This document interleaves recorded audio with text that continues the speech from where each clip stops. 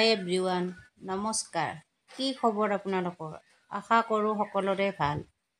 হয়, আজি ঘৰতে কেনেকৈ বাচন ধোৱা চাবোন প্ৰস্তুত কৰিব পাৰোঁ তাৰ বিষয়ে ক'ম।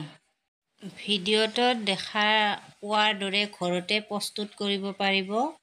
ভিডিঅ'টো আৰম্ভ কৰাৰ আগতে কৈ লওঁ যে এইটো মোৰ ইউটিউবৰ প্ৰথম ভিডিঅ'। নাজানো কেনেকৈ কি কৰিব লাগে, তথাপিও চেষ্টা কৰিছোঁ। আশা কৰোঁ সকলোৱে চাই ভাল পাব। আহক ভিডিঅ'টো আৰম্ভ কৰোঁ। ইয়াৰ বাবে আমাক নেমুৰ প্ৰয়োজন হ'ব। মই 2টা নেমু লৈছোঁ, আপোনালোকে বেছিও ল'ব পাৰে। নেমুটো ভিডিঅ'ত দেখাৰ দৰে সৰু সৰুকৈ কাটি ল'ব।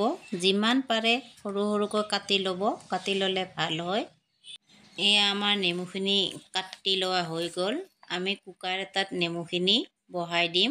অকণমান পানী দিম।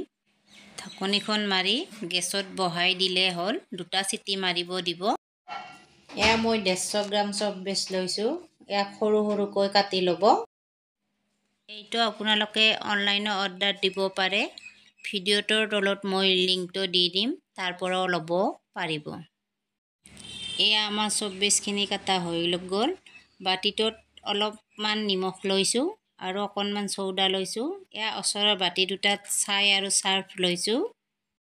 নেমুখিনি আমি এতিয়া কুকাৰৰ পৰা ওলাই মিক্সিত মাৰি ল'ম। মাৰি লৈ পেষ্টটো বনাই ল'ম।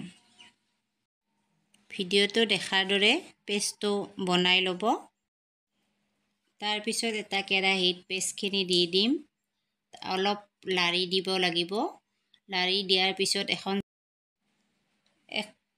চামুচ নিমখ দিম আৰু 2 চামুচ চৌদা দিম।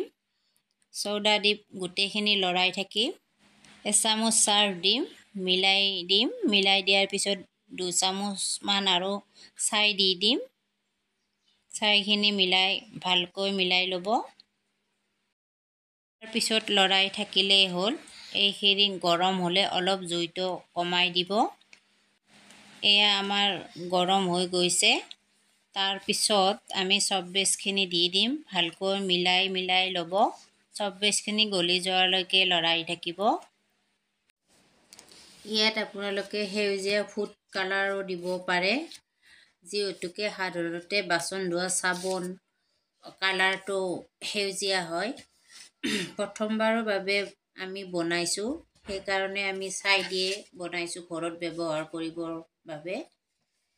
এইখিনি গোট মাৰি নোযোৱালৈকে আপোনালোকে লৰাই থাকিব।